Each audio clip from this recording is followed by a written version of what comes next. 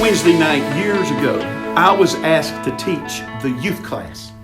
In that class, I asked a very important question. Are you happy? Now, you may think to yourself, what's so important about that? Well, the problem with teenagers and even a lot of adults is that they tend to mix up happiness and joy.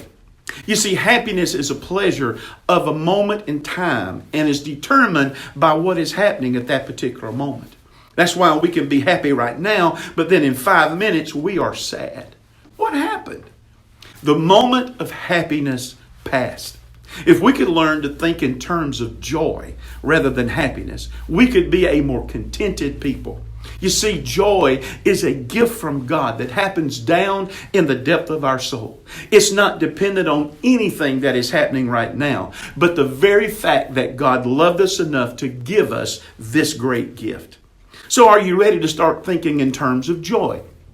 Let me give you just a few things that I think will help you down the road. Number one, slow down.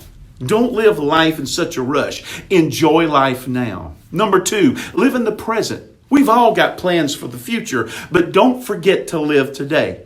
When you reach your goals in the future, will you have any memories of yesterday?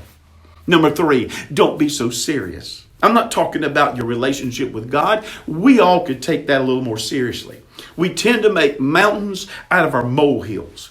I like the way the Message renders Matthew chapter 6, verse 34. Give your entire attention to what God is doing right now and don't get worked up about what may or may not happen tomorrow.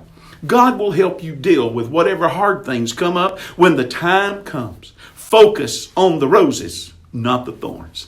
Number four, try a little contentment. Paul said in Philippians 4:11, for I have learned in whatsoever state I'm in, therewith be content. In other words, I'm learning to get along happily, whether I have much or whether I have little, whether things are going like I want them to or whether they aren't. So throughout the course of today, don't judge whether today has been a good day based on how happy you are, but rather on how much joy that you've had. This is Curtis Terry reminding you that even with a coffee stain on your shirt, you can be full of the joy of the Lord. Hey, it's just a thought.